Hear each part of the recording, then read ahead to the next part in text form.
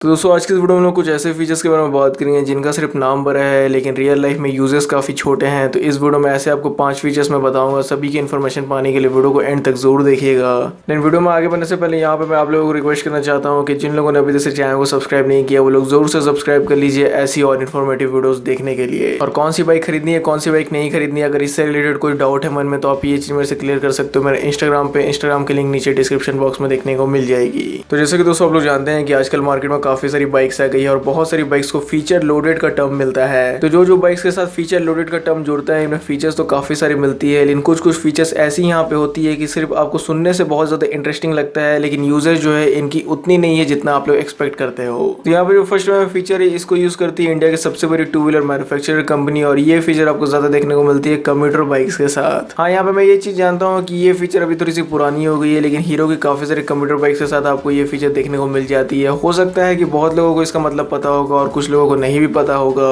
तो i3s technology के नाम पे हीरो ने काफी धड़ल्ले से बाइक बेची है। बहुत लोगों को ऐसा बताया गया है कि i3s टेक्नोलॉजी वाली जो हीरो की बाइक है वो फ्यूल एफिशिएंट होती है, मतलब उनमें आपको माइलेज ज्यादा देखने को मिलता है, कम तेल पीती है। लेकिन रियल लाइफ सिनेरियो और ओनरशिप एक्सपीरियंस से अगर आप लोग जानो हो कि i3s टेक्नोलॉजी कैसी है तो इसके लिए आपको बहुत ही कम पॉजिटिव रिस्पॉन्स देखने को मिलेंगे। तो जी हाँ दोस्तों, i3s टेक्नोलॉजी का यही है। लेकिन इस पे और आगे बात करने से पहले इसकी वर्किंग में आप लोगों को थोड़ा सा शॉर्ट में बता देता हूँ कि ये काम कैसे करता है। तो जैसे सपोज करिए कि आपकी बाइक जो है वो ट्रैफिक सिग्नल पे खड़ी है लेकिन आपकी बाइक का जो इंजन है वो यहाँ पे चालू आइडल कंडीशन पे है। तो यहाँ i3s वाली बाइक में क्या होगा कि आपको चाबी घुमा के ऑफ करने की जरूरत नहीं पड़ेगी अपने इंजन को। आप लोग क्लच प्रेस करोगे तो वो जो इंजन है वो ऑटोमेटिकली ऑफ हो जाएगा, फिर वापस से अगर क्लच प्रेस करोगे तो इंजन जो है वो ऑन हो जाएगा। तो यहाँ पे आप लोग एक तरफ से बोल सकते हो कि किल स्विच के रूप में यहाँ पे आपको क्लच स्विच i3s टेक्नोलॉजी में देखने को मिल जाती है। और एक चीज आप लोग खुद से भी जानते हो कि जितने बार आप लोग बाइक चलाते वक्त क्लच का यूज करते हो, जितना बार क्लच प्रेस करते हो तो उतना ही ज्यादा जो आपका माइलेज है वो इफेक्ट होता है। यहाँ पे आप लोग क्लच दबा के बाइक को ऑफ कर रहे हो फिर क्लच दबा के बाइक को ऑन कर रहे हो तो यहाँ पे आप लोग समझ सकते हो कि आपको कितनी अच्छी माइलेज मिल जाएगी। तो 100-125 सीसी बाइक्स में किल स्विच देना कंपनीज को उतना ठीक लगता नहीं है क्योंकि जो किल स्विच है वो थोड़ी सी हायर सीसी की बाइक्स में आती है और उन्हीं में अच्छी भी लगती है। तो इसीलिए कंपनी ने यहाँ पे सोचा कि किल स्विच अगर देंगे तो वो जो प्रीमियम सेगमेंट के लोग हैं उनको थोड़ा सा चिर पड़ेगा, तो चलो क्लच स्विच दे देते हैं। और उससे भी बड़ी बात मैंने ये देखी है कि i3s टेक्नोलॉजी वाली जो बाइक्स लोग खरीदते हैं वो लोग सिर्फ खरीदने में इंटरेस्ट रखते हैं लेकिन इसको यूज कभी भी नहीं करते। उन लोगों को पता भी नहीं रहती है कि i3s टेक्नोलॉजी इसमें है क्या।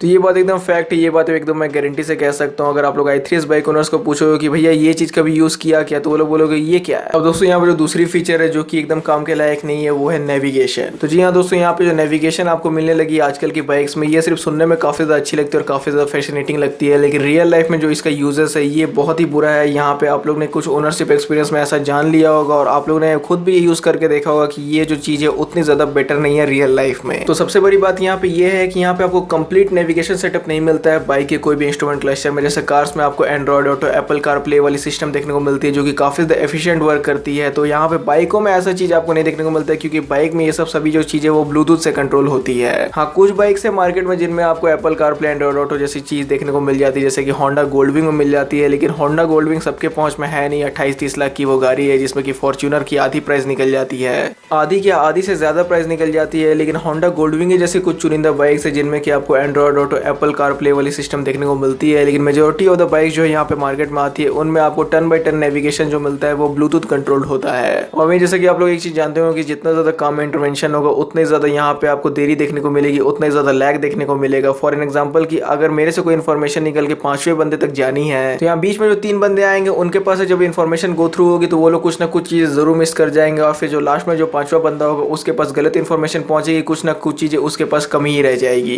तो बस यहाँ पे वही बात आ जाती है नेविगेशन के साथ भी। पहले आप लोग यहाँ पे अपनी मोबाइल फोन में मैप्स को खोलोगे, वहां पर डेस्टिनेशन सेट करोगे, फिर अपनी मोबाइल फोन के ब्लूटूथ को ऑन करोगे, फिर इंस्ट्रूमेंट कंसोल के ब्लूटूथ को ऑन करोगे, फिर दोनों को पेयर करोगे, फिर इंस्ट्रूमेंट कंसोल में आप लोग नेविगेशन मोड पे जाओगे। यहाँ बीच में इतना सारा प्रोसेस करने में जो यहाँ पे आपको एफिशिएंसी है वो मिलेगी नहीं। फिर लास्ट में क्या होगा कि आपकी जो इंस्ट्रूमेंट कंसोल है वो आपको डायरेक्शन दिखाने में लैग करेगी। तो फिर वही होगा कि आपको मुड़ना रहेगा राकेश की गली, आप मुड़ जाओगे सुरेश की गली। तो जी हाँ दोस्तों, यही होगा ये क्योंकि जो बाइक्स और स्कूटर्स में नेविगेशन वाली फीचर आती है काफी ज्यादा लैग तो करती ही है। और कुछ ओनर्स लोग सिर्फ नेविगेशन की वजह से कोई पर्टिकुलर बाइक को खरीद के लाते हैं तो वो लोग सिर्फ यहाँ पे 1-2 दिन हल्का फुल्का ध्यान दे देते हैं, लेकिन उसके बाद से उन लोगों के पास खुद भी ऐसा टाइम नहीं रहता है कि ये फीचर्स को लोग ढंग से एक्सप्लोर करे, इसको यूज करें। तो दोस्तों यहाँ पे जो थर्ड नंबर फीचर है ये ज्यादातर आपको स्कूटर्स के साथ देखने को मिलती है, लेकिन कुछ चुनिंदा बाइक्स भी आ गई है आजकल मार्केट में जिसमें कि आपको ये वाली फीचर देखने को मिल जाती है। और यहाँ पे हम लोग बात करें अंडर सीट चार्जर के बारे में। अब दोस्तों यहाँ पे अंडर सीट यूएसबी चार्जर को मैंने इसलिए इंक्लूड किया है क्योंकि इनकी जो वोल्टेज सप्लाई होती है वो काफी ज्यादा कम रहती है, जिनकी वजह से जिन लोगों को ये लगता है कि अगर वो लोग कुछ पर्टिकुलर बाइक या फिर पर्टिकुलर स्कूटर को खरीदेंगे सिर्फ इसी की वजह से तो वो चलते रास्ते में अपने मोबाइल को भी चार्ज कर लेंगे, तो ऐसा आप लोगों को सोचना गलत है,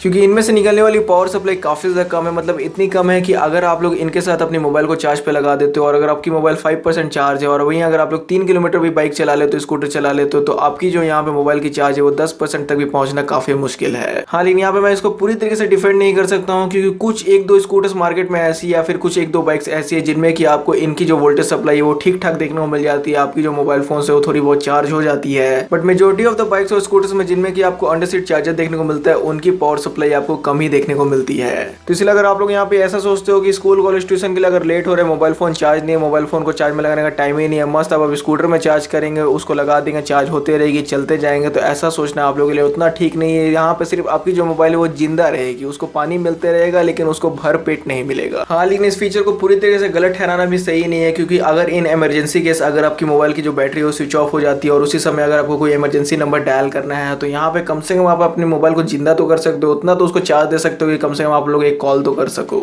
हाँ, लेकिन इस चीज का दूसरा ड्रॉबैक ये है कि अगर आप लोग इस तरीके से अपने मोबाइल फोन को चार्ज करते हो तो उनका बैटरी पे जरूर से इफेक्ट पड़ता है, वो सब मोबाइल्स काफी ज्यादा हीट हो जाती है। क्योंकि आप लोग खुद भी समझ सकते हो कि अगर आप लोग मोबाइल फोन को एकदम बंद कमरे में चार्ज करोगे तो यहाँ पे क्या होगा, ऊपर से जब मोबाइल फोन चार्ज होती है तो वो हीट रिलीज करती है, तो हीट को जो है वो बाहर जाने का कुछ जगह होना चाहिए ताकि जो मोबाइल फोन है वो हीट अपने ही में नहीं संभाले। लेकिन यहाँ पे तो हीट बाहर जाने का कोई भी उपाय नहीं रहता है, क्योंकि ऑलरेडी आपकी जो मोबाइल फोन होती है वो कवर्स पे चढ़ी रहती है और कवर्स पे चढ़ी रहती है, ऊपर से उस जो सीट होती है वो भी बंद रहती है, ऊपर से आप लोग अपने सामान के साथ उस पर बैठ भी जाते हो, तो कहाँ से हीट रिलीज हो। तो कार्स में ग्रीन हाउस इफेक्ट के बारे में आप लोगों ने सुना होगा, तो लगभग स्कूटर में भी हल्का फुल्का वही सिनेरियो हो जाता है अगर आप लोग मोबाइल फोन को अंदर ही में रखते हो, अंदर में ही चार्ज करते हो। तो अब दोस्तों यहाँ पे जो फोर्थ फीचर इसको पूरी तरीके से गलत ठहराना सही नहीं होगा, और वहीं यहाँ पे मैं अभी इसका नाम लेने जा रहा हूँ, तो हो सकता है कि एक कंट्रोवर्शियल टॉपिक भी क्रिएट हो जाए, लेकिन इसके साथ कुछ एक्सेप्शंस है जो अभी हम लोग आगे बात करेंगे। और वहीं यहाँ पे हम लोग फोर्थ में बात कर रहे हैं सिंगल चैनल एबीएस के बारे में। तो जी हाँ दोस्तों, यहाँ पे आप लोगों ने कुछ गलत नहीं सुना, मैंने सिंगल चैनल एबीएस को भी इस लिस्ट में इंक्लूड किया है, और इसलिए इंक्लूड किया है क्योंकि यहाँ पे जो महंगी बाइक्स आती है, ध्यान से सुनिएगा, महंगी जो बाइक्स आती है यानी जो 1,70,80,000 से ऊपर की जो बाइक्स आती हैं, उनमें अगर आपको सिंगल चैनल एबीएस मिल रहा है तो एक तरह से यहाँ पर भी जो ये फीचर है वो कोई काम का नहीं है, क्योंकि यहाँ पे आपको इस फीचर से कोई भी फायदा नहीं होने वाला है। हाँ, यहाँ पे मैं ये चीज जानता हूँ कि ये चीज कहीं ना कहीं आपकी सेफ्टी से जरूर जुड़ा हुआ है, ये आपको मदद करती है आपकी ब्रेकिंग डिस्टेंस को कम करने में। हाल यहाँ पे आप लोग ये भी चीज जान लीजिए कि पीछे वाली ब्रेक्स का भी लोग काफी ज्यादा यूज करते हैं अगर उन लोगों को तुरंत से अपनी जो बाइक है उसको 0 की स्पीड पे लाना है, तो यानी अगर आप लोगों को मोशन से स्टैंड स्टिल की पोजीशन पे लाना है, तो यहाँ पे आप लोगों ने बहुत सारे बाइकर्स को ऐसा ही करते हुए देखा होगा कि वो लोग पीछे और आगे वाली ब्रेक्स का कॉम्बिनेशन करके यूज करते हैं, दोनों को एक साथ यूज करते हैं, तभी उन लोगों को हाईएस्ट ब्रेकिंग परफॉर्मेंस मिलती है। कोई भी बाइकर को आप लोगों ने ऐसा नहीं देखा होगा कि जो सिर्फ आगे की ब्रेक को यूज किया और एकदम हाई स्पीड से एकदम 0 की स्पीड पे आ गया, तो ऐसा नहीं होता। अगर सुपर बाइक से भी बात करी जाए तो यहाँ पे जो लोग है वो बहुत आगे की ब्रेक्स का तो यूज करते हैं, लेकिन पीछे की ब्रेक का वो लोग जोर से यूज करते हैं। हाँ, यहाँ पे सभी लोगों को ये बात पता है कि आगे वाली जो ब्रेक्स होती है वो ज्यादा एफिशिएंटली वर्क करती है, यहाँ पे आगे वाली ब्रेक से आपको ज्यादा अच्छी स्टॉपिंग पावर मिलती है और वही ज्यादा फ्रिक्शन को रिड्यूस करती है। हालांकि इसका मतलब ये नहीं कि पीछे वाली जो ब्रेक है उसका कोई भी फायदा नहीं, वो तो यहाँ पे सिर्फ शोपीस के लिए दी जाती है। तो बस यहाँ पे वही बात आ जाती है कि अगर सिंगल चैनल एबीएस वाली बाइक अगर आप लोग ले रहे हो बहुत ज्यादा महंगी, मतलब जैसे यहाँ पे मैंने आपको बता ही दिया कि 170 180 से ऊपर अगर आप लोग इस टाइप की बाइक ले रहे हो सिंगल चैनल एबीएस वाली,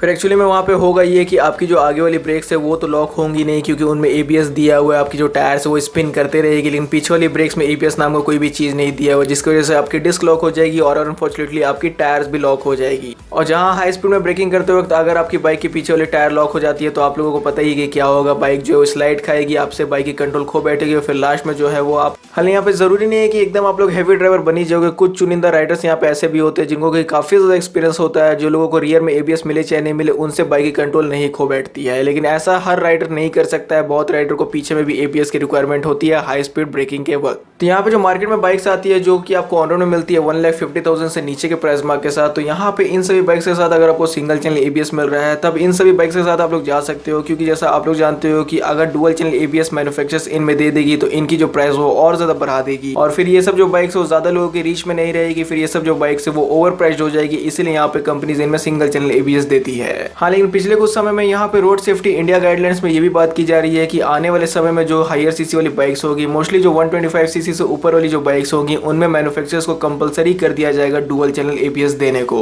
अभी हाल फिलहाल में गवर्नमेंट ने यहाँ पे मैंडेटरी कर दिया हर कार मैन्युफैक्चरर्स को कि वो लोग जितनी भी कार्स इंडियन मार्केट में सेल करते हैं उनमें एटलीस्ट 2 एयरबैग्स तो होनी ही होनी चाहिए। पहले यहाँ पे मैंडेटरी सिर्फ एक एयरबैग देने को था, जिसकी वजह से बहुत सारे यहाँ पे मैन्युफैक्चरर्स अपने छोटे कार्स में एक ही एयरबैग देते थे, ड्राइवर साइड के लिए, पैसेंजर साइड के लिए नहीं देते थे। प्रीमियम कार्स में तो भले आपको ड्राइवर और को ड्राइवर साइड दोनों ही में एयरबैग्स देखने को मिलते थे, लेकिन मारुति वैगनआर और मारुति ऑल्टो इस टाइप की जो छोटी कार्स थी उनमें अभी भी लोअर मॉडल्स में कंपनी सिर्फ एक ही एयरबैग देती थी ड्राइवर साइड के लिए। लेकिन अभी इस रूल के आने के बाद आपको को ड्राइवर साइड में भी एयरबैग मिलेगा। और इसी गाइडलाइंस के अंदर यहाँ पे अभी ये भी बात किया जा रहा है कि जो हायर सीसी वाली बाइक्स आती है मार्केट में उनमें डुअल चैनल एबीएस को मैंडेटरी कर दिया जाएगा, क्योंकि यहाँ पे अभी तक से आप लोगों को समझ में आ ही गया होगा कि जो डुअल चैनल एबीएस होती है वो सिंगल चैनल एबीएस से ज्यादा अच्छी होती है, ज्यादा सेफर होती है। तो इसलिए दोस्तों अगर आपका जो बजट है वो थोड़ा सा हाई है, लेकिन उस हाई बजट में अगर आपको सिंगल चैनल एबीएस वाली बाइक्स मिल रही है तो उनसे आप लोग लेने से बचो। उसके जगह पे आप लोग उसी की अगर डुअल चैनल एबीएस वाली मॉडल आती है तो उसके साथ जाओ, या फिर कोई अल्टरनेटिव बाइक अपने लिए ढूंढ लो।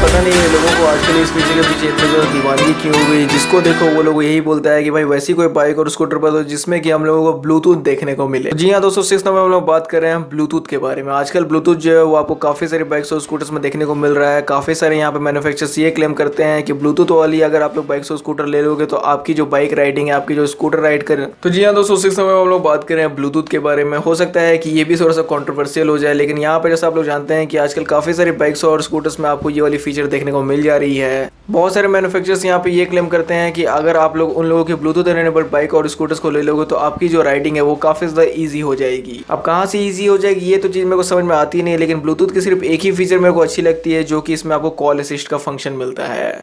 फिर बाद बाकी जो ब्लूटूथ का फंक्शन आप लोगों को देखने को मिलता है, जैसे कि लीन एंगल मोड हो गया, टूर मोड हो गया, टेलीमेट्री कंट्रोल हो गया, नेविगेशन हो गया, ये सब सभी जो फीचर है खाली सुनने में अच्छी लगती है, लेकिन एक्चुअली में इनका जो यूजर्स है ये काफी ज्यादा ना के बराबर और ये सब ढंग से काम भी नहीं करती है। और कुछ बाइक्स और स्कूटर्स में जो आप लोगों को ब्लूटूथ का फंक्शनिंग मिलता है वो काफ़ी ज़्यादा लेजी मिलता है, काफ़ी ज़्यादा लैग करता है, जिनकी वजह से बार बार जो आपकी मोबाइल है वो इनके इंस्ट्रूमेंट कंसोल से डिस्कनेक्ट हो जाती है। फिर आप लोगों को रुक के बार बार पेयर करना पड़ता है, तो ये भी एक काफ़ी ज़्यादा हेक्टिक वर्क हो जाता है, जो कि आप लोग कभी भी करना पसंद नहीं करोगे। हाँ, लेकिन यहाँ पे मैं ये जानता हूँ कि कोई बाइक्स और स्कूटर्स मार्केट में आती है जिनमें कि आपको ब्लूटूथ का जो फंक्शनिंग हो काफ़ी ज़्यादा अच्छा देखने को मिलता है, उतना लेजी नहीं होता है, काफ़ी ज़्यादा फ्लुएंट वर्क करता है। लेकिन अगर एक्चुअली में देखा जाए तो रियल लाइफ में जो ब्लूटूथ का वर्क है वो एकदम ना के बराबर है। खाली सुनने में काफ़ी ज़्यादा अच्छा लगता है, लेकिन उतना ज़्यादा रियल लाइफ में इनका यूजेस है ही नहीं।